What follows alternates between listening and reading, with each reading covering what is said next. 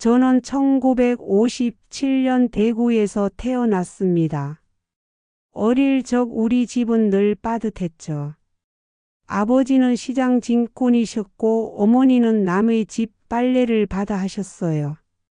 고등학교를 겨우 졸업하고 나서 제가 할 수 있는 일이라곤 손재주밖에 없었습니다.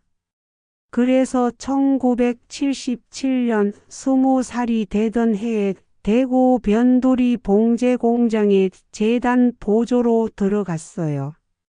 처음엔 천 조각을 나르고 실밥을 정리하는 게 전부였습니다.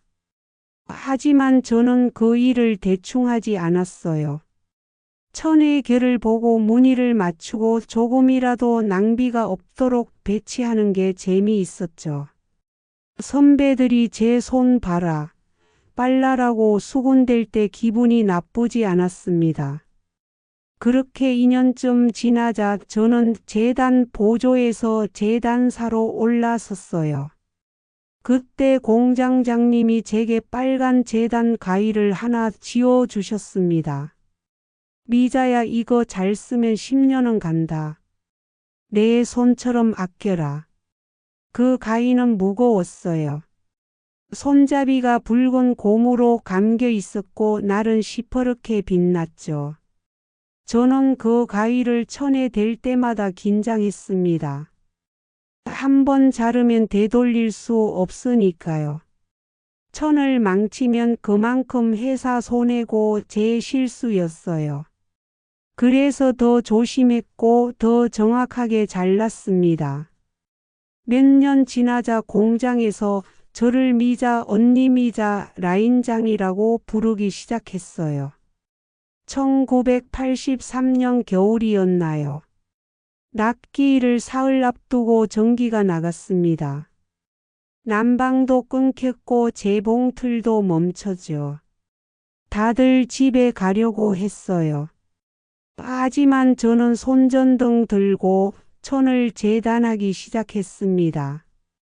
일단 천만 잘라놓으면 다음날 재봉틀이 돌아가자마자 박음질을 시작할 수 있으니까요.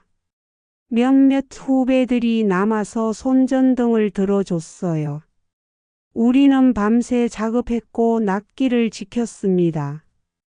그 뒤로 공장 사람들은 저를 믿을 만한 사람이라고 불렀어요.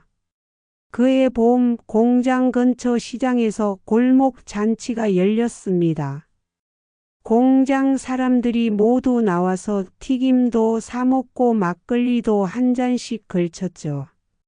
저도 동료들과 함께 자판 앞에 앉아 있었는데 누군가 제 옆에 쪼그려 앉으며 말을 걸었어요. 아가씨 손이 참 곱네요. 뭐 하시는 분이에요? 올려다보니 양복 입은 남자였습니다. 나이는 30 초반쯤 돼 보였어요. 얼굴은 잘생겼다기보단 말끔했고 웃을 땐 입꼬리가 과하게 올라갔죠. 저는 어색하게 웃으며 대답했습니다. 공장에서 재단 일합니다. 그가 눈을 반짝였어요. 아, 재단이요? 그럼 손재주가 대단하시겠네요. 당신 손엔 금이 흐르는 것 같아요. 지금 생각하면 과장된 칭찬이었습니다. 하지만 그때의 저는 그 말이 싫지 않았어요. 그는 자신을 최종수라고 소개했습니다. 의류 원단 영업을 한다고 했죠. 명함을 건네며 나중에 좋은 천 있으면 소개해 드릴게요 라고 말했어요. 저는 그 명함을 주머니에 넣었습니다. 그 뒤로 종수 씨가 가끔 공장 앞에 나타났어요. 처음엔 일 때문이라고 했지만 점점 저를 보러 온다는 게 티가 났죠. 퇴근 시간에 맞춰 와서 저녁 드셨어요? 예 하고 물었고 제가 아지교라고 하면 그럼 국밥 한 그릇 사드릴게요 하며 앞장섰습니다. 동료들이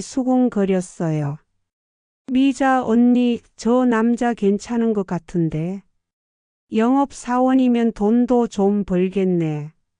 저는 그런 말들이 부담스러웠지만 종수 씨와 함께 있는 시간이 나쁘지 않았어요. 그는 제 이야기를 잘 들어줬습니다. 공장에서 있었던 일, 힘들었던 일, 뿌듯했던 일들을 털어놓으면 고개를 끄덕이며 당신은 정말 대단한 사람이에요 라고 말해줬죠. 그렇게 1년쯤 만나다가 1984년 봄에 우리는 결혼했습니다. 신혼집은 대구 외곽 반지하 방 하나였어요. 좁았지만 깨끗하게 꾸몄습니다. 저는 새벽 5시에 일어나 종수 씨 도시락을 쌌어요. 밥과 김치, 계란말이, 멸치볶음을 넣었죠. 종수 씨는 출근하면서 오늘도 고생해요라고 말했고 저는 당신도요라고 답했습니다.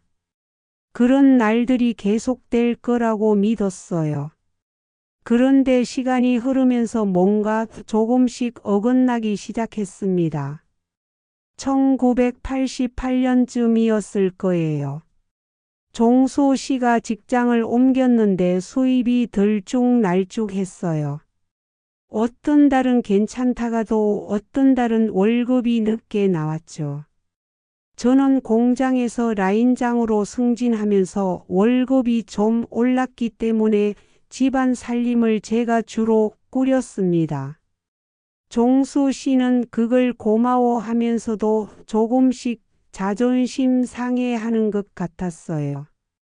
1989년 가을 저는 임신을 했습니다. 기뻤죠. 종수 씨도 좋아했어요. 그런데 임신 3개월째 되던 어느 날 공장에서 무거운 천뭉치를 옮기다가 배가 아파왔어요.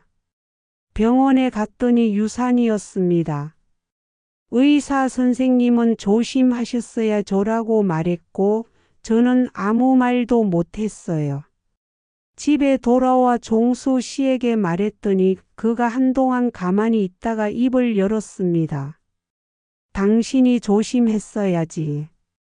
그 말이 가슴에 박혔어요. 책임을 제게 돌리는 말투였으니까요. 저는 미안해요라고 말했습니다. 그런데 종수 씨는 대답 없이 방문을 닫고 나가버렸어요. 1991년 봄에 다시 임신했습니다. 이번에는 정말 조심했어요. 공장에서도 힘든 일은 피했고 쉬는 시간마다 앉아 있었죠. 하지만 5개월째 되던 날 또 유산했습니다. 원인은 알 수 없다고 했어요. 그저 체질상 유지가 어려운 경우라는 말만 들었죠. 이번엔 제가 먼저 종수 씨에게 말하지 못했습니다. 병원에서 집으로 돌아오는 길이 너무 무거웠어요. 집에 들어서자마자 종수 씨가 물었습니다. 어디 갔다 와? 병원. 왜? 저는 입을 떼지 못했어요. 그러자 종수 씨가 제 얼굴을 보고 눈치챘는지 한숨을 크게 쉬었습니다. 또? 고개를 끄덕였죠. 그러자 종수 씨가 탁자를 주먹으로 쳤습니다. 대체 뭘 어떻게 한 거야? 저도 몰라요. 최선을 다했는데. 최선? 그게 최선이야? 그날 밤 종수 씨는 술을 마시고 집에 들어와 화장대 위에 있던 화장품 병들을 휙 쓸어버렸어요. 병들이 바닥에 떨어지며 깨졌고 거울에도 금이 갔습니다. 저는 그 소리를 들으며 구석에 웅크리고 앉아 있었어요. 무섭다기보단 슬펐습니다. 종수 씨가 저를 원망한다는 게 느껴졌으니까요. 그 뒤로 집안 분위기가 달라졌습니다. 종수 씨는 점점 말이 거칠어졌어요. 제가 조금만 실수해도 소리를 질렀고 가끔은 물건을 집어던졌죠. 내가 조심했어야지, 내가 뭘 잘못한 거 아냐 같은 말들이 반복됐습니다. 저는 그럴 때마다 고개를 숙이고 미안해요 라고 말했어요. 제 잘못인 것 같았으니까요. 그런데 어느 날 문득 이런 생각이 들었습니다. 사람은 사랑을 하던 습관대로 미워하는 것 같다고요. 종수 씨는 처음엔 제 손을 칭찬했지만 나중엔 그 손이 아이를 지키지 못했다고 비난했어요. 처음엔 제 말을 들어줬지만 나중엔 제 말을 끊고 자기 말만 했죠. 사랑도 습관이고 미움도 습관인 거였습니다. 1992년 초 종수 씨가 투자 이야기를 꺼냈어요. 친구 소개로 괜찮은 사업이 있다고 했습니다. 저는 불안했지만 당신이 알아서 해요라고 말했죠. 그런데 몇 달 뒤 그 투자가 실패로 끝났습니다. 빚이 생겼어요. 종수 씨는 금방 갚을 수 있어라고 말했지만 시간이 지나도 상황은 나아지지 않았습니다. 그 무렵 저는 새로운 결심을 했어요. 이대로 공장에만 있을 순 없다고 생각했습니다. 제 손으로 뭔가 직접 해보고 싶었죠. 그래서 퇴직금을 받아 인천으로 이주하기로 했어요. 인천 소래포구 근처에 작은 포장마차 자리가 나왔다는 얘기를 들었거든요. 수제 어묵을 만들어 팔면 괜찮을 것 같았습니다. 종수 씨는 처음엔 반대했지만 제가 고집을 부리자 결국 따라왔어요. 1993년 봄 인천에서 포장마차를 열었습니다. 좁은 가게였지만 제 손으로 만든 공간이었어요. 저는 새벽부터 생선을 손질하고 어묵 반죽을 만들었습니다. 뜨거운 기름에 어묵을 튀길 때마다 손이 데었지만 기분은 나쁘지 않았어요. 손님들이 맛있다고 말할 때마다 뿌듯했죠. 장부를 꺼내 매출을 적고 파란 잉크 도장을 찍으며 하루를 정리했습니다. 그런데 어느 날 장부를 보다가 이상한 걸 발견했어요. 제가 찍지 않은 파란 잉크 도장이 하나 더 있었습니다. 날짜를 보니 제가 생선 시장에 갔던 날이었죠. 종수 씨가 가게를 봤던 날이었어요. 이상하다 싶어서 종수 씨에게 물었습니다. 이거 뭐예요? 아, 그거? 급한 일 있어서 도장 좀 찍었어. 무슨 일인데요? 나중에 얘기할게. 그 말을 듣고도 저는 깊이 파고들지 않았어요. 그냥 넘어갔죠. 그게 실수였습니다. 포장마차를 연 지 몇 달 지나지 않아 단골 손님 하나가 생겼어요. 윤설아라는 여자였습니다. 나이는 저보다 4살 아래였고 혼자 어린 딸을 키우고 있다고 했죠. 알고 보니 제 중학교 동창이었어요. 저는 그녀를 잘 기억 못했지만 설아 씨는 저를 기억한다며 반갑게 인사했습니다. 미자야, 나 윤설아야. 3학년 때 같은 반이었잖아. 아, 그랬구나. 오랜만이네. 설아 씨는 자주 왔어요. 어묵을 사 먹으면서 이런저런 얘기를 나눴죠. 딸 이름은 유정이라고 했습니다. 3살쯤 된 아이였어요. 한 번은 유정이를 데리고 왔는데 아이가 참 얌전했습니다. 저는 어묵 하나를 건네며 이거 먹으라고 했고 유정이는 고맙다고 고개를 까닥이며 받아 먹었어요. 설아 씨는 말이 많았습니다. 제 포장마차가 잘 되는 것 같다고 했고 종수 씨는 어떻게 지내냐고 물었어요. 저는 대충 잘 지내죠 뭐라고 답했습니다. 그런데 설아 씨는 자꾸 종수 씨 얘기를 꺼냈어요. 직장은 어디냐? 요즘 일은 잘 되냐? 집은 어디 사냐? 같은 질문들이었죠. 저는 그냥 친한 척하는 거라고 생각했습니다. 경계할 이유가 없다고 여겼어요. 그해 여름이었습니다. 장대비가 쏟아지던 날이었죠. 포장마차 장사를 일찍 접고 집으로 돌아가려는데 현관 앞에 택배 상자가 하나 놓여 있었어요. 제가 주문한 게 아니었습니다. 종수 씨 이름으로 온 거였죠. 상자를 들어 올리는데 무게가 제법 나갔어요. 집에 들어가 상자를 열어봤습니다. 안에는 고급 넥타이 2개, 와인 1병, 그리고 영수증 몇 장이 들어 있었어요. 영수증을 보니 호텔 숙박비, 레스토랑 식사비 같은 게 적혀 있었습니다. 날짜를 확인하니 제가 시장에 가느라 집을 비웠던 날들이었죠. 손이 떨렸습니다. 영수증 한 장을 뒤집어 보니 손글씨로 설아라는 이름이 적혀 있었어요. 그 순간 모든 게 이해됐습니다. 설아 씨가 왜 자꾸 종수 씨 얘기를 물어봤는지, 왜 제 가게에 그렇게 자주 왔는지, 왜 친한 척했는지요. 그리고 종수 씨가 왜 요즘 집에 늦게 들어오는지, 왜 저한테 신경질을 더 많이 내는지도요. 저녁에 종수 씨가 돌아왔습니다.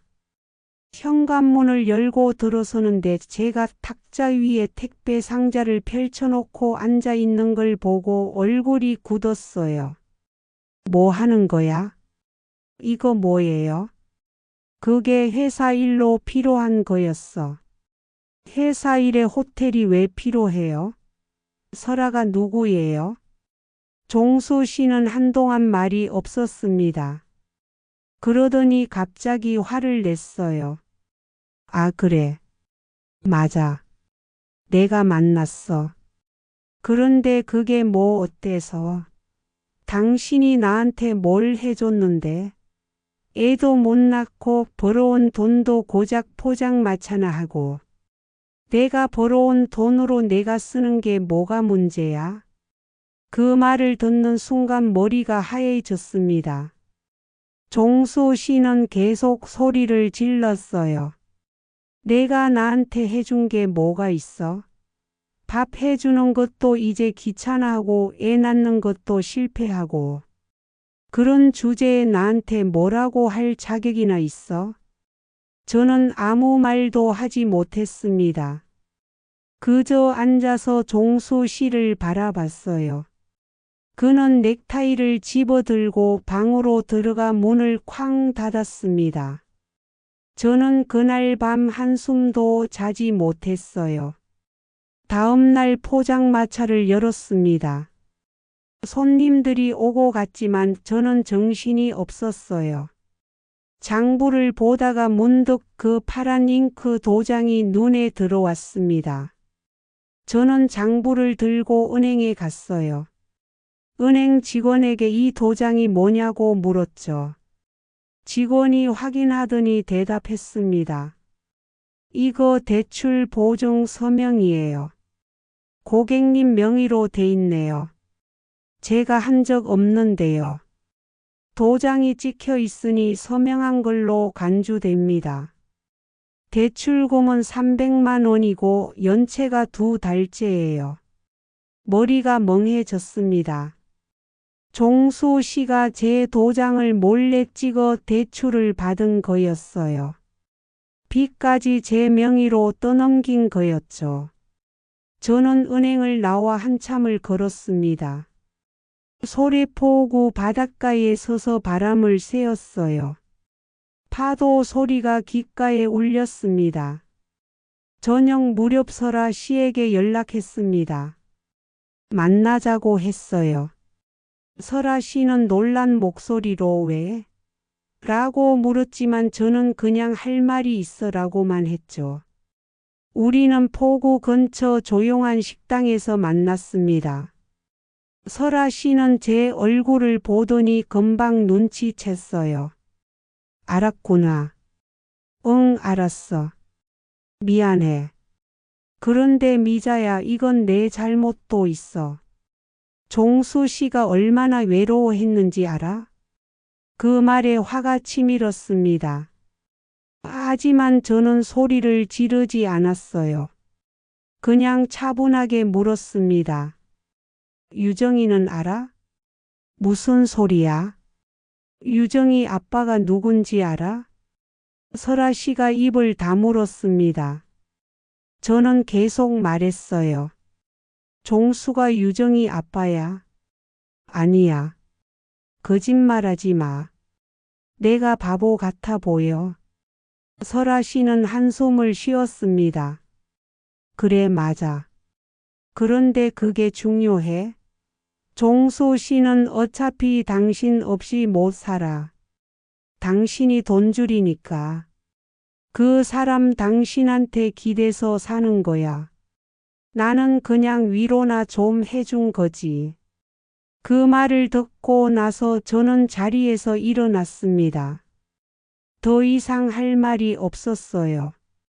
설아 씨는 미자야, 미안해라고 말했지만 저는 뒤돌아보지 않았습니다. 집에 돌아가자 종수 씨가 있었어요. 저는 파란 잉크 도장이 찍힌 장부와 은행 서류를 탁자 위에 펼쳐놓고 말했습니다. 우리 이혼해요. 종수 씨는 웃었어요. 비웃는 웃음이었죠. 이혼? 당신이? 당신 혼자 뭘 할 수 있다고? 할 수 있어요. 지금까지도 혼자 했어요. 그러자 종수 씨가 갑자기 탁자를 뒤엎었습니다. 장부와 서류가 바닥에 흩어졌어요.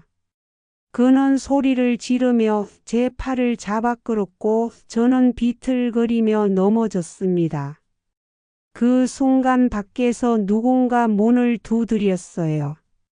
괜찮으세요? 미자 씨? 포장마차 옆 가게 아저씨였습니다. 다른 상인 2명도 함께 있었어요. 그들은 안을 들여다보며 경찰 부를까요? 라고 물었습니다. 종수 씨는 그제야 손을 놓았어요.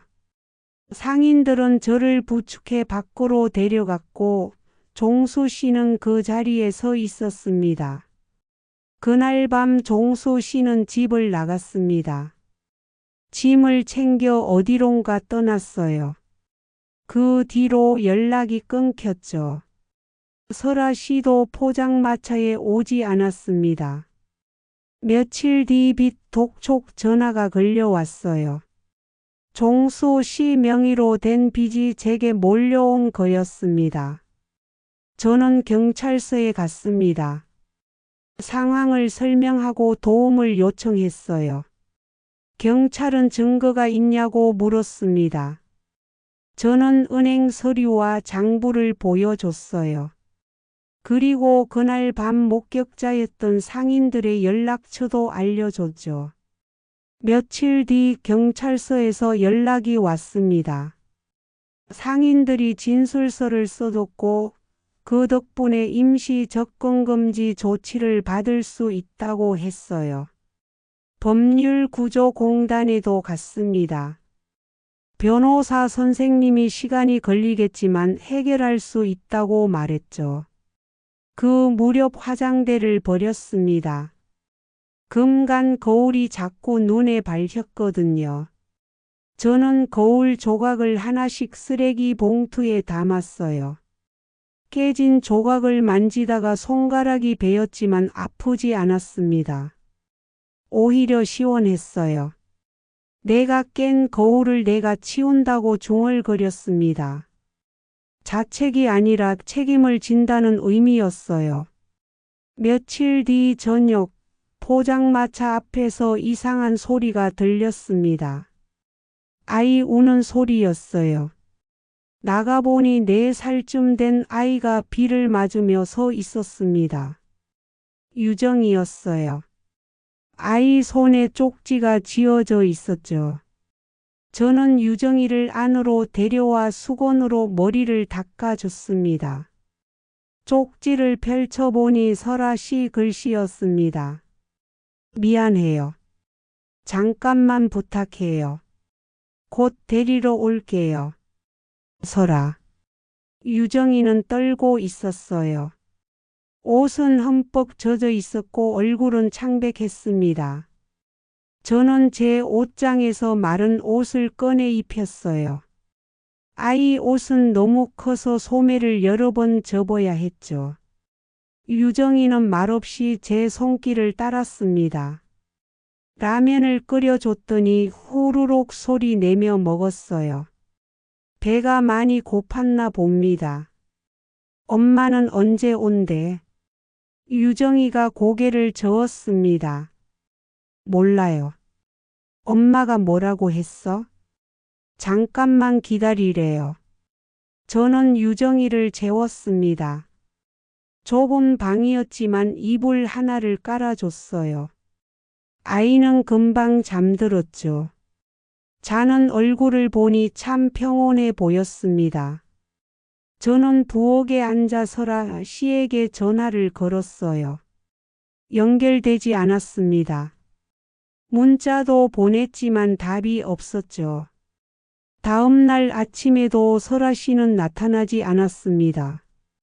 유정이는 일어나서 엄마 왔어요? 라고 물었고 저는 아직이라고 답했어요. 아침을 먹이고 포장마차 준비를 하는데 유정이가 제 뒤를 졸졸 따라다녔습니다. 말은 별로 안 했지만 혼자 두면 불안해하는 게 보였어요. 이틀째 되던 날 유정이를 씻기다가 등과 팔에 멍이 든 걸 발견했습니다. 새로 생긴 게 아니라 오래된 것들이었어요. 보라색으로 변한 멍, 노랗게 번진 멍들이 여기저기 있었죠. 저는 가슴이 철렁했습니다. 유정아, 이거 어디서 다쳤어? 몰라요. 누가 때렸어? 아이는 고개를 저었습니다. 말하기 싫어하는 게 분명했어요. 저는 더 묻지 않았습니다. 대신 상처에 연고를 발라줬어요. 유정이는 아프다는 말도 하지 않고 가만히 있었습니다. 사흘째 되던 밤 설아 씨한테서 전화가 왔습니다. 미자야, 미안해. 유정이 좀 더 봐줄 수 있어? 얼마나? 한 일주일만. 설아야, 무슨 일이야? 왜 이러는 거야? 설아 씨는 한참 말이 없었습니다. 그러더니 작은 목소리로 말했어요. 나 지금 어려워. 돈도 없고 갈 데도 없어. 종수는 연락 안 되고. 유정이 데리고 있으면 내가 일도 못해. 제발 부탁이야.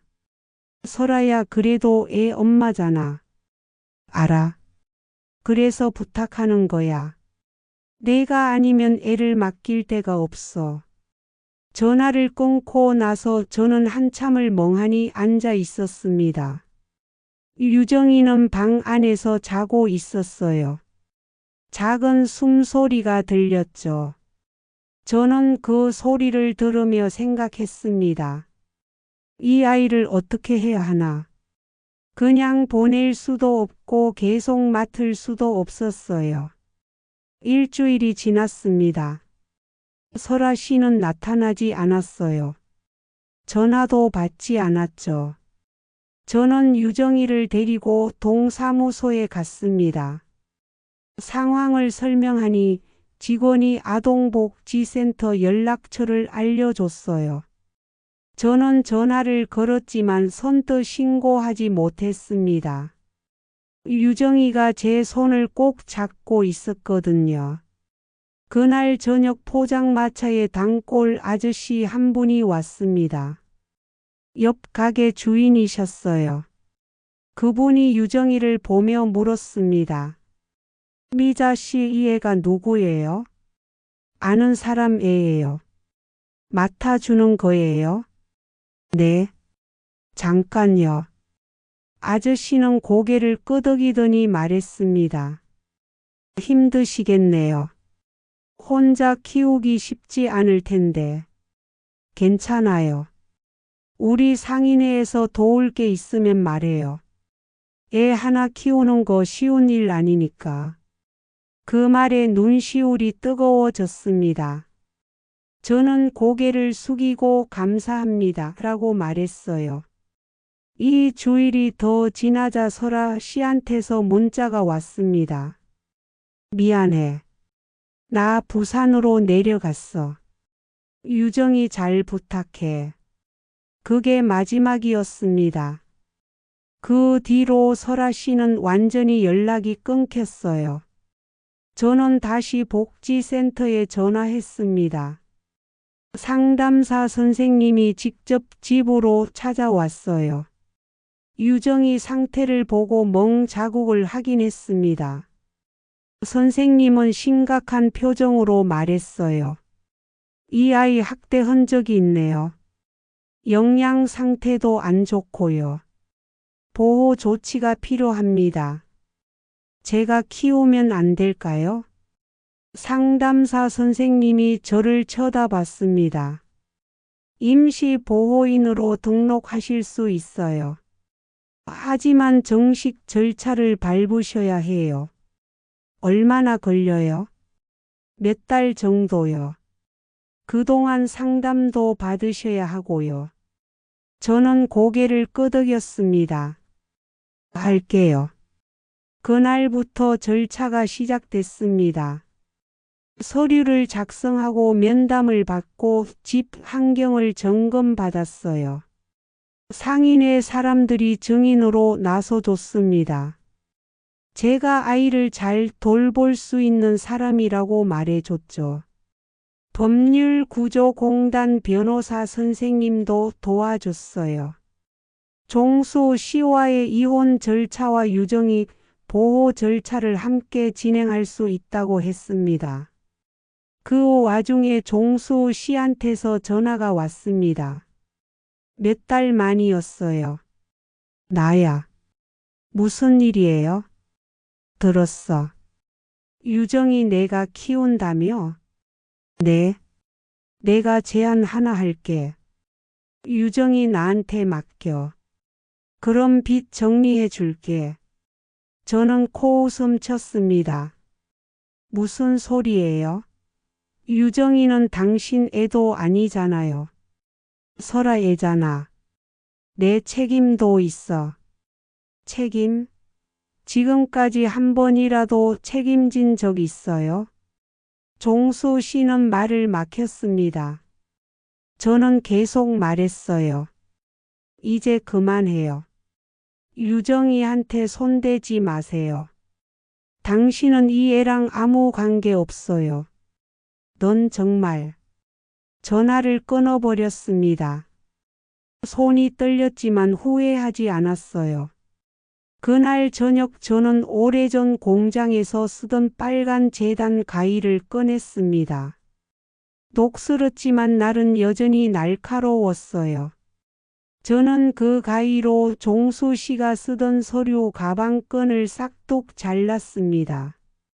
가방이 바닥에 떨어졌죠. 그 소리가 시원했어요. 이제 진짜 끝이었습니다. 다음 날 상인회 사람들과 함께 복지센터에 갔습니다. 임시 보호인 등록을 마쳤어요. 유정이는 제 옆에 서서 손을 꼭 잡고 있었습니다. 돌아오는 길에 유정이가 물었어요. 아줌마, 저 계속 여기 있어도 돼요? 응. 이제 우리 같이 살자.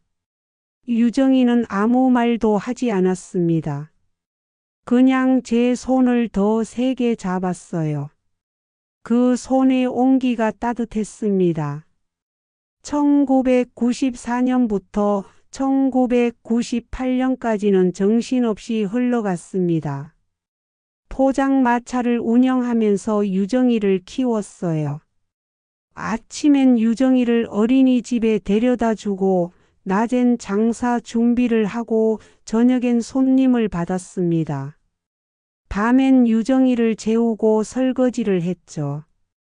피곤했지만 견딜만 했어요. 유정이가 있어서요. 유정이는 말이 적었지만 착한 아이였습니다. 떼를 쓰거나 고집 부리는 법이 없었어요. 제가 바쁘면 혼자 그림을 그리거나 책을 봤죠. 가끔 포장마차에 와서 테이블을 닦아주기도 했습니다. 손님들이 유정이 참 기특하다고 말하면 아이는 수줍게 웃었어요. 1999년 유정이가 초등학교에 입학했습니다. 입학식 날 교복 입은 유정이를 보니 가슴이 벅찼어요. 유정이는 제 손을 잡고 엄마 나 잘할게라고 말했습니다. 엄마라는 단어가 자연스럽게 나왔어요. 저는 아무 말도 못하고 고개만 끄덕였습니다. 눈물이 날 것 같아서요. 2000년대 초반 종수 씨와의 이혼이 정식으로 성립됐습니다. 빚 문제도 정리됐어요. 법원에서 제 책임이 아니라고 판결했죠. 오래 걸렸지만 결국 해결됐습니다. 그 소식을 듣고 유정이한테 말했어요. 유정아, 이제 진짜 우리 둘이야. 유정이는 웃으며 대답했습니다. 원래 우리 둘이었잖아요. 2003년 유정이가 중학생이 되었습니다. 사춘기였지만 큰 문제는 없었어요. 공부도 곧잘 했고 친구들도 많았죠. 가끔 늦게 들어올 때도 있었지만 제가 물으면 솔직하게 대답했습니다. 친구들이랑 놀았어요. 도서관에서 공부했어요. 같은 말들이었어요. 저는 유정이를 믿었습니다. 2008년 유정이가 고등학교를 졸업하고 간호학과에 입학했습니다. 제 손으로 키운 아이가 대학생이 된 거였어요. 입학 축하 선물로 뭘 줄까 고민하다가 제 빨간 재단 가위를 닦아서 줬습니다. 이게 뭐예요? 엄마가 옛날에 쓰던 가위야. 내가 가져. 왜요? 이 가위로 엄마가 천을 잘랐어. 실수하면 안 되니까 조심조심 잘랐지. 너도 그렇게 살아. 조심하되 두려워하지 말고. 유정이는 가위를 손에 쥐고 한참 바라봤습니다. 그러더니 고개를 끄덕였어요. 알겠어요. 소중히 쓸게요. 2012년 유정이가 대학을 졸업하고 병원에 취직했습니다. 응급실 간호사였어요. 힘든 부서라고 했지만 유정이는 좋아했습니다. 사람 살리는 일이잖아요 라고 말했죠. 저는 그 말을 듣고 뿌듯했어요. 제 손으로도 사람을 살렸지만 유정이는 다른 방식으로 사람을 살리고 있었으니까요. 2015년 봄, 제게 이상한 증상이 나타났습니다. 가슴에 멍울이 만져졌어요. 처음엔 대수롭지 않게 생각했지만 점점 커지는 것 같았죠.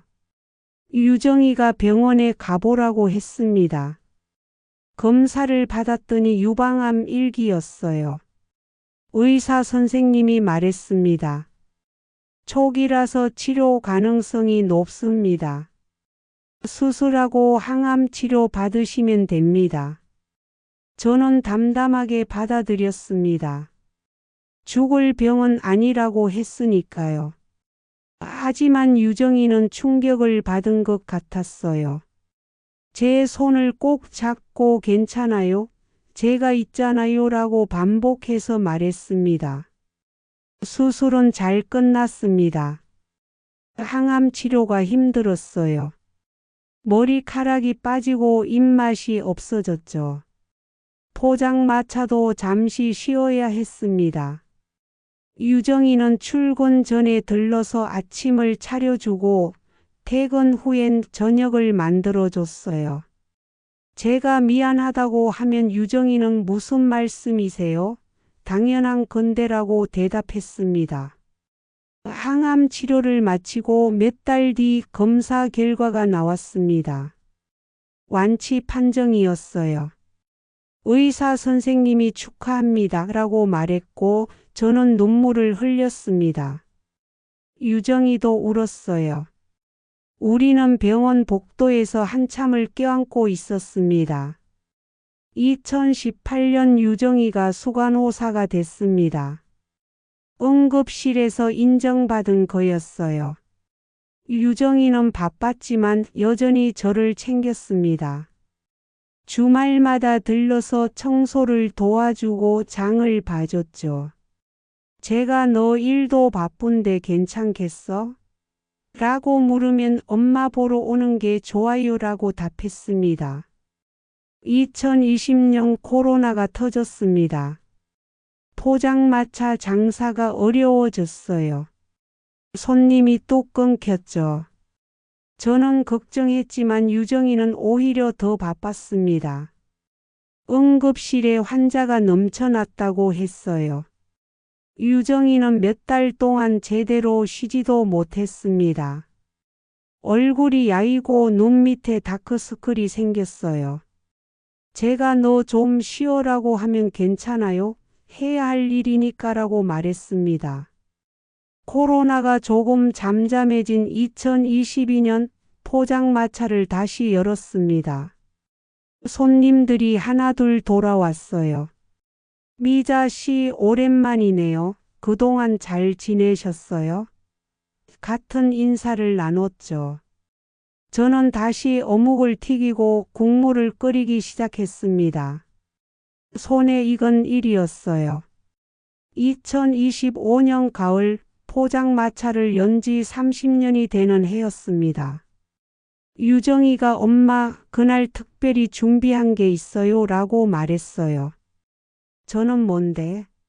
라고 물었지만 유정이는 비밀이라고 웃었습니다. 그날 저녁 포장마차에 상인회 사람들이 다 모였습니다. 단골 손님들도 왔어요. 유정이가 작은 빔 프로젝터를 들고 나타났죠.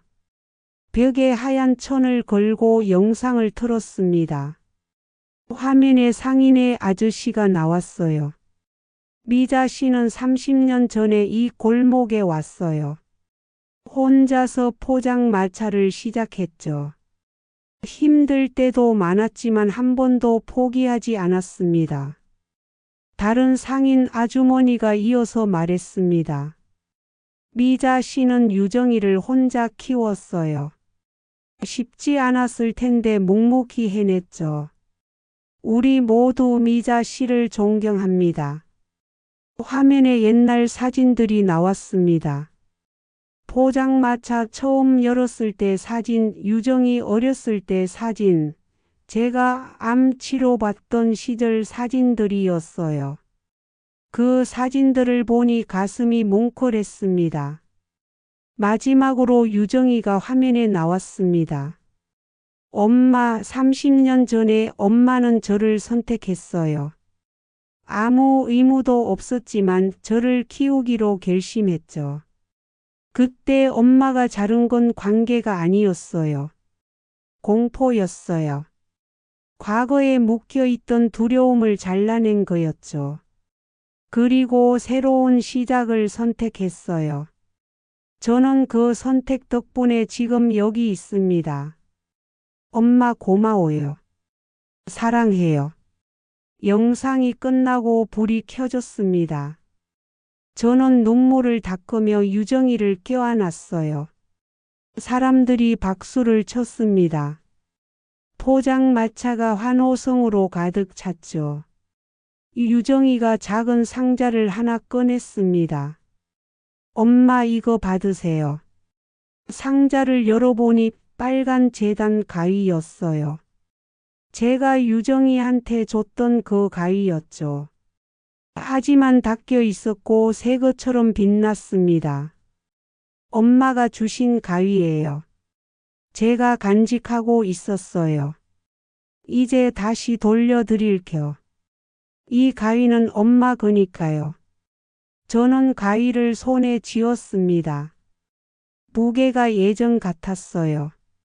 손잡이의 붉은 고무가 여전히 부드러웠죠. 저는 그 가위를 들고 사람들을 바라봤습니다. 상인들, 손님들, 그리고 유정이까지요. 저는 입을 열었습니다. 제가 이 가위로 처음 천을 잘랐을 때가 생각나네요. 떨렸어요. 한 번 자르면 되돌릴 수 없으니까요. 하지만 자르지 않으면 아무것도 만들 수 없었죠. 인생도 그랬던 것 같아요. 잘라내야 할 것들이 있었어요. 나쁜 관계, 두려움, 자책 같은 것들이요. 그걸 자르고 나서야 새로운 걸 만들 수 있었습니다. 사람들이 조용히 들었습니다. 저는 계속 말했어요. 30년 전 저는 깨진 거울 앞에 서 있었어요. 거울 속 제 모습이 흉했죠. 하지만 거울을 치우고 나니 보였습니다. 거울 밖에 있는 진짜 제 모습이요. 흉터는 남아있지만 그래도 괜찮았어요. 그 흉터가 제가 살아온 증거니까요. 유정이가 제 손을 잡았습니다. 저는 그 손을 꼭 쥐고 말을 이었어요. 가족은 피로 이어지는 게 아니더라고요. 선택으로 이어지는 거였어요. 제가 유정이를 선택했고 유정이도 저를 선택해 줬습니다. 그게 가족이었어요. 이 골목 사람들도 마찬가지예요. 여러분이 힘들 때 도와줬고 기쁠 때 함께 웃어줬죠. 여러분도 제 가족입니다. 박수 소리가 다시 터졌습니다. 저는 빨간 가위를 들어 올렸어요. 사람들이 환호했습니다. 유정이가 웃으며 제 어깨에 기댔고 저는 유정이 머리를 쓰다듬었습니다. 그날 밤 손님들이 다 돌아가고 유정이와 둘이서 정리를 했습니다. 설거지를 하면서 유정이가 물었어요. 엄마 후회한 적 없어요? 뭘? 저 키운 거요. 저는 고개를 저었습니다. 한 번도 없어. 힘들었을 텐데. 힘들었지. 하지만 후회는 안 해. 너 때문에 제대로 살 수 있었어. 유정이가 웃었습니다. 저도 그래요. 엄마 만나서 다행이에요. 설거지를 마치고 가게 문을 닫았습니다. 유정이가 내일 또 올게요 라고 말하며 손을 흔들었어요. 저는 포장마차 불을 끄고 집으로 돌아갔습니다. 집에 들어와 거울 앞에 섰습니다. 새로 산 거울이었어요. 금간 자국이 없었죠. 거울 속 제 얼굴을 봤습니다. 주름이 깊어졌고 머리카락은 희끗희끗했지만 나쁘지 않았어요. 살아온 시간이 그대로 새겨진 얼굴이었습니다. 저는 빨간 가위를 들고 거울을 다시 봤습니다. 가위 날이 반짝였어요. 아직도 날카로웠죠. 제 손에 익은 무게였습니다. 저는 가위를 천천히 내려놓고 중얼거렸어요. 이제 자를 건 없어. 이제는 만들 차례야. 다음 날 아침 일찍 일어났습니다. 시장에 가서 생선을 샀어요. 싱싱한 명태와 갈치를 골랐죠. 집에 돌아와 생선을 손질하고 어묵 반죽을 만들었습니다. 손에 익은 일이었어요. 반죽을 치대면서 생각했습니다. 이 일을 얼마나 더 할 수 있을까? 아마 몇 년은 더 할 수 있을 거예요. 그동안 유정이가 더 성장하겠죠. 언젠가 유정이도 제 나이가 되면 이 시간들을 기억할 거예요. 포장마차를 열고 손님을 기다렸습니다. 첫 손님은 옆 가게 아저씨였어요. 미자 씨, 어제 정말 좋았어요. 고마워요. 아저씨도 고생 많으셨어요. 아니에요. 우리가 뭐 한 게 있나요? 미자 씨가 다 하신 거죠. 저는 웃으며 어묵을 꺼냈습니다. 김이 모락모락 났어요. 아저씨가 한 입 베어 물고 역시 맛있다고 말했습니다. 그 말이 좋았어요. 30년 동안 들어온 말이지만 여전히 좋았습니다. 해가 지고 저녁이 되자 손님들이 하나둘 찾아왔습니다. 단골들이었어요. 다들 어제 영상 얘기를 했죠. 감동적이었다. 유정이 참 잘 컸다 같은 말들이 오갔습니다. 저는 고개를 끄덕이며 어묵을 튀기고 국물을 끓였어요. 밤 9시쯤 유정이가 들렀습니다. 야근 끝나고 온 거였어요. 얼굴이 피곤해 보였지만 웃고 있었죠. 엄마 배고파요. 어서 와. 앉아. 유정이에게 어묵 한 접시를 내줬습니다. 김치도 곁들여 줬어요. 유정이는 후 불어가며 먹었습니다. 제가 물었어요. 오늘 힘들었어? 좀요. 환자가 많았어요. 그래도 괜찮아요. 무리하지 마. 내 몸도 챙겨야지. 알아요. 엄마도요. 우리는 그렇게 짧게 주고받으며 저녁을 보냈습니다. 특별한 대화는 아니었어요. 하지만 이런 일상이 좋았습니다. 30년 전엔 상상도 못했던 평범한 저녁이었죠. 유정이가 자리에서 일어서며 말했습니다. 엄마, 다음 주에 제 친구들 데려와도 돼요? 병원 동료들인데 엄마 어묵 먹고 싶대요. 그럼. 얼마든지. 고마워요. 그럼 일요일에 올게요. 유정이가 손을 흔들며 나갔습니다. 저는 그 뒷모습을 보며 미소 지었어요. 키가 제법 컸죠. 처음 만났을 때 그 작은 아이가 이제 어른이 됐습니다. 제 허리까지 오던 아이가 이제 제 어깨만큼 컸어요. 손님들이 하나둘 돌아가고 밤 11시쯤 가게를 정리했습니다. 설거지를 하고 바닥을 닦았어요. 장부를 꺼내 오늘 매출을 적었습니다. 파란 잉크 도장은 이제 쓰지 않았어요. 그냥 볼펜으로 숫자를 적었죠. 간단했습니다. 장부를 덮고 가게 불을 껐습니다. 거리는 조용했어요. 가로등 불빛만 희미하게 비춰져. 저는 걸으며 하늘을 올려다봤습니다. 별이 몇 개 보였어요. 맑은 밤이었습니다. 집에 도착해 문을 열고 들어갔습니다. 좁은 집이었지만 깨끗했어요. 유정이가 주말마다 청소를 도와줘서요. 저는 신발을 벗고 방으로 들어갔습니다. 벽에 걸린 액자를 봤어요. 유정이 대학 졸업 사진이었습니다.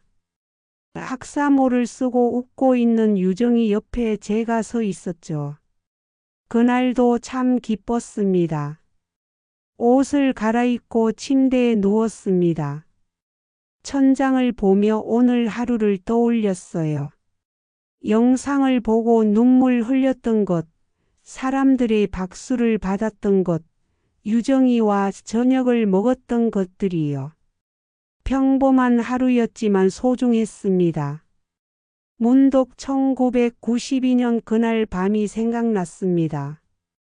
택배 상자를 열었을 때, 종수 씨와 마지막으로 싸웠을 때, 유정이를 처음 만났을 때요.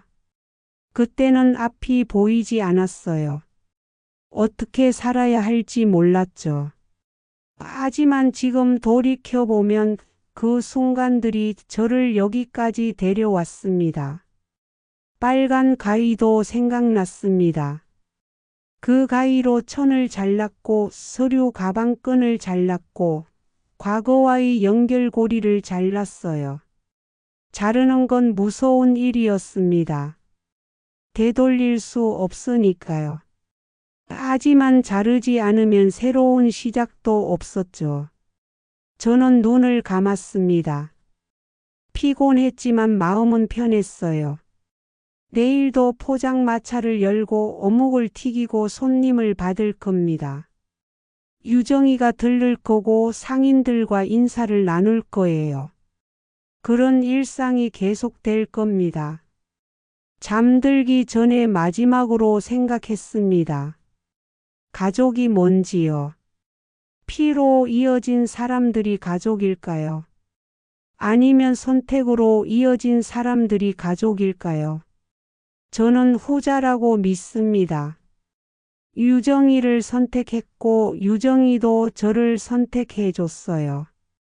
그게 가족이었습니다. 거울 속 흉터는 사라지지 않았습니다. 두 번의 유산 폭력, 배신, 암투병의 흔적들이 제 몸과 마음에 남아 있었어요. 하지만 그 흉터들이 부끄럽지 않았습니다. 제가 살아온 증거였으니까요. 쓰러지지 않고 버텨온 증거였죠. 저는 다시 거울 앞에 설 수 있었습니다. 두려워하지 않고요. 거울은 진실을 보여줍니다. 좋은 모습도 나쁜 모습도 있는 그대로요. 저는 이제 그 진실을 받아들일 수 있었어요. 완벽하지 않아도 괜찮다고, 흉터가 있어도 괜찮다고 말할 수 있었습니다. 밤이 깊어갔습니다. 저는 천천히 잠에 빠져들었어요.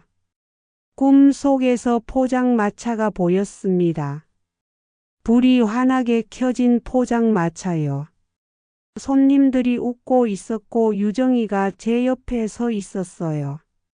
빨간 가위는 벽에 걸려 있었고 파란 잉크 장부는 깨끗하게 정리돼 있었습니다. 그 꿈이 좋았습니다.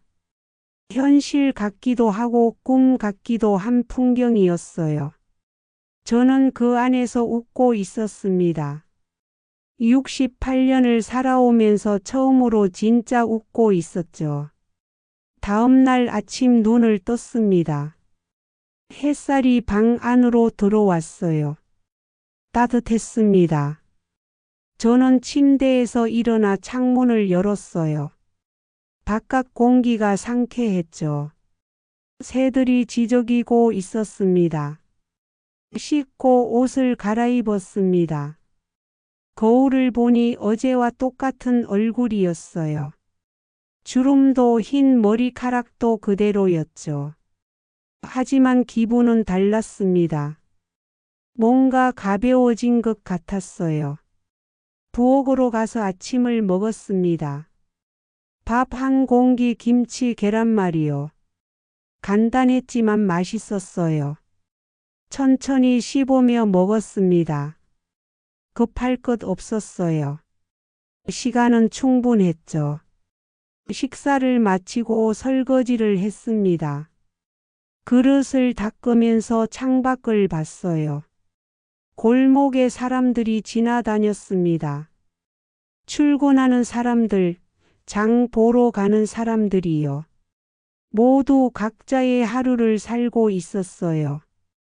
저도 제 하루를 시작했습니다. 가방을 들고 집을 나섰어요. 포장마차로 가는 길이었습니다. 익숙한 길이었죠. 30년 동안 걸어온 길이요. 발걸음이 편했습니다. 포장마차에 도착해 문을 열었습니다. 안은 어제 정리해둔 그대로였어요. 깨끗했죠. 저는 앞치마를 두르고 준비를 시작했습니다. 생선을 꺼내고 반죽을 만들고 기름을 데웠어요. 일하면서 라디오를 틀었습니다. 음악이 흘러나왔어요.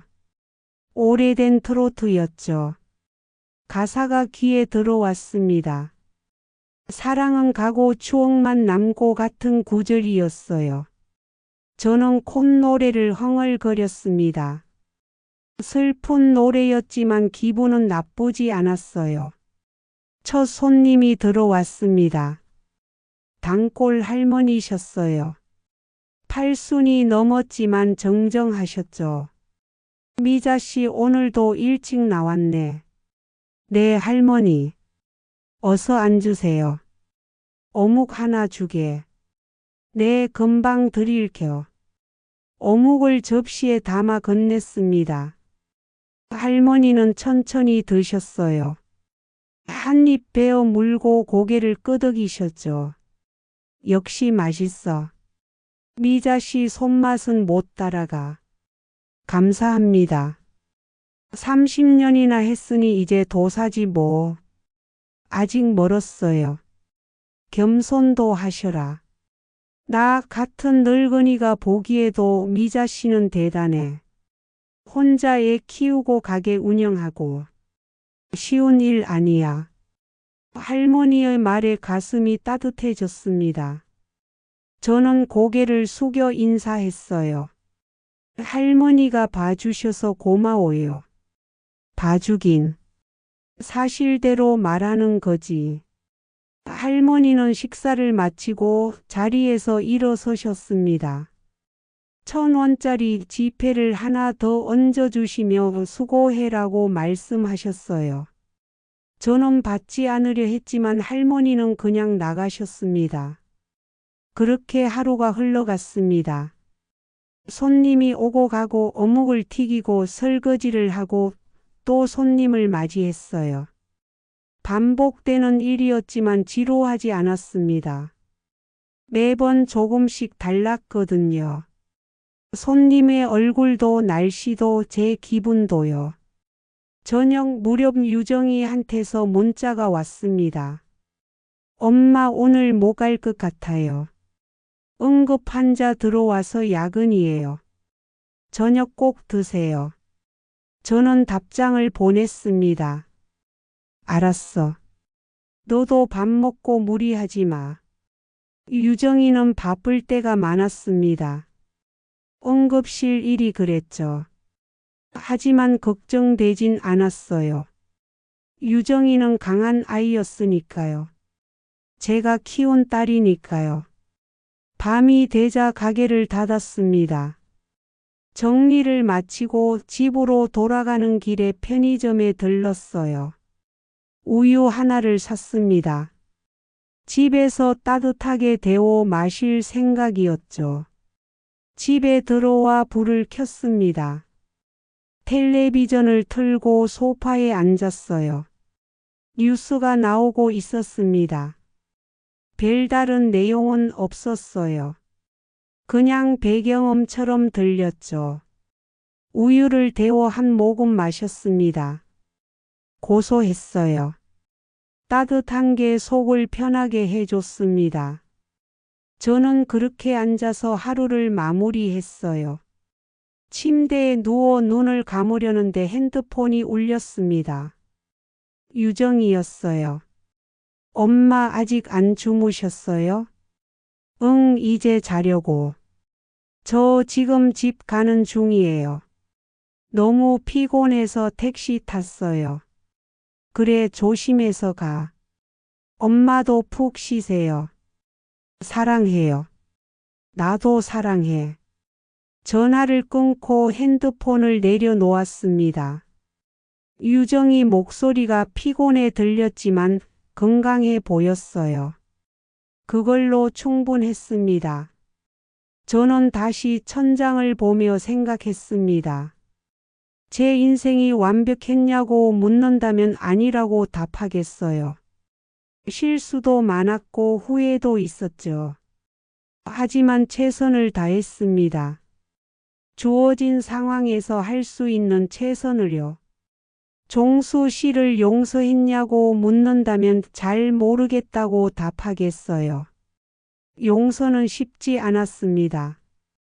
아직도 가끔 그때 일이 생각나면 화가 나거든요. 하지만 그 화가 저를 지배하진 않았습니다. 그냥 지나가는 감정일 뿐이었어요. 설아 씨를 원망하냐고 묻는다면 이제는 아니라고 답하겠어요. 설아 씨도 자기 나름대로 힘들었을 겁니다. 혼자 아이를 키우는 게 얼마나 힘든지 저도 아니까요. 그 사람도 살기 위해 발버둥 친 거겠죠. 유정이를 키운 게 행복했냐고 묻는다면 주저없이 그렇다고 답하겠어요. 유정이는 제 삶의 이유였습니다. 힘들 때 버틸 수 있게 해준 존재였죠. 유정이가 없었다면 저는 여기까지 오지 못했을 겁니다. 제 인생을 다시 산다면 뭘 바꾸고 싶냐고 묻는다면 아마 아무것도 바꾸지 않겠다고 답할 거예요. 힘들었던 순간들도 아팠던 기억들도 모두 저를 만든 조각이었으니까요. 그걸 바꾸면 지금의 제가 아니게 되겠죠. 저는 박미자입니다.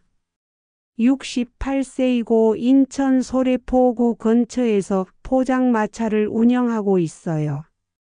딸 하나를 키웠고 암을 이겨냈습니다.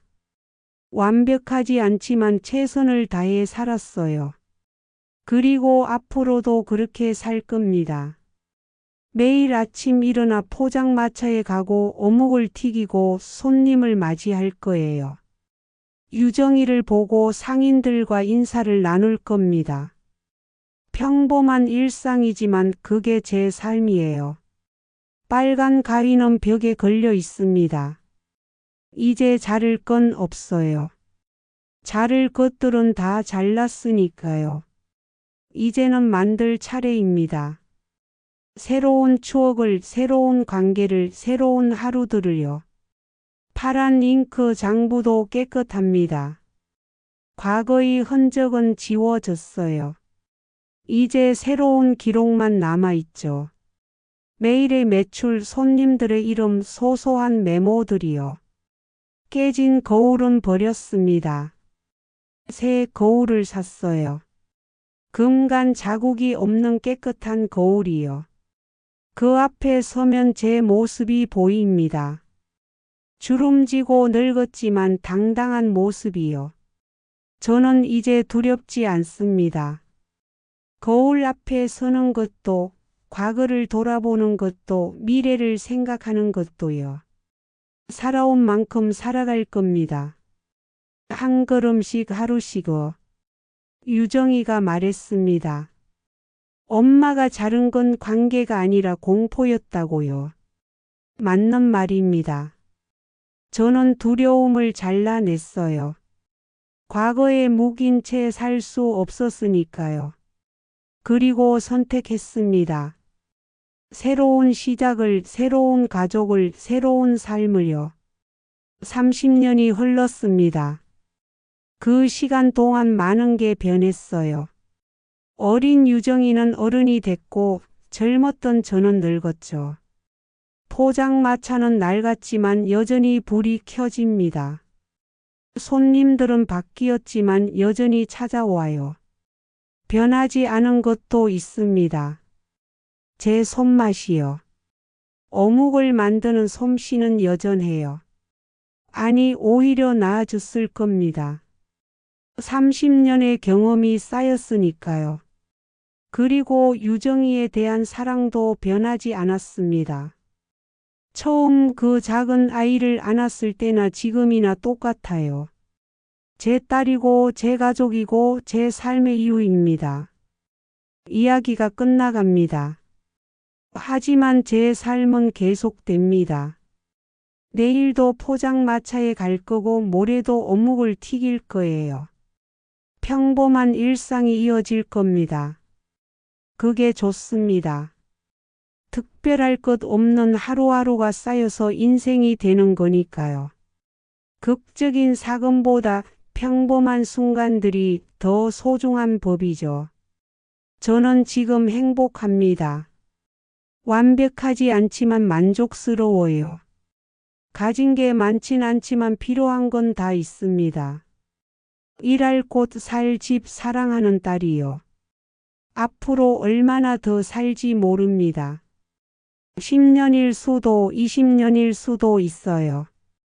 그건 중요하지 않습니다. 얼마나 사느냐가 아니라 어떻게 사느냐가 중요하니까요. 저는 당당하게 살 겁니다. 부끄러워하지 않고 후회하지 않고 두려워하지 않을 거예요. 제가 선택한 삶이니까요. 거울 속 흉터는 여전합니다. 사라지지 않을 겁니다. 하지만 그게 뭐 어떻습니까? 흉터는 제가 살아온 증거예요. 쓰러지지 않고 일어선 증거죠. 저는 그 흉터를 감추지 않습니다. 있는 그대로 보여줄 거예요. 부끄러운 게 아니니까요. 오히려 자랑스러운 거니까요. 밤이 깊었습니다. 이제 정말 잠들 시간이에요. 내일 또 일찍 일어나야 하니까요. 저는 눈을 감았습니다. 마지막으로 한 가지만 더 말씀드릴게요. 우리를 부수는 건 폭력입니다. 남의 말, 남의 손, 남의 시선이요. 하지만 우리를 다시 잇는 건 선택입니다. 내 의지, 내 손, 내 마음이죠. 저는 선택했습니다. 부서진 채로 있지 않기로요. 다시 일어서기로, 다시 시작하기로, 다시 사랑하기로요. 그리고 그 선택이 저를 여기까지 데려왔습니다. 68년을 살아온 이 자리까지요. 이제 끝입니다. 제 이야기는 여기서 마칩니다. 들어주셔서 고맙습니다. 긴 이야기였죠. 하지만 제 인생이니까요. 한 사람의 인생을 짧게 말할 순 없잖아요. 저는 박미자입니다. 그리고 이게 제 이야기입니다.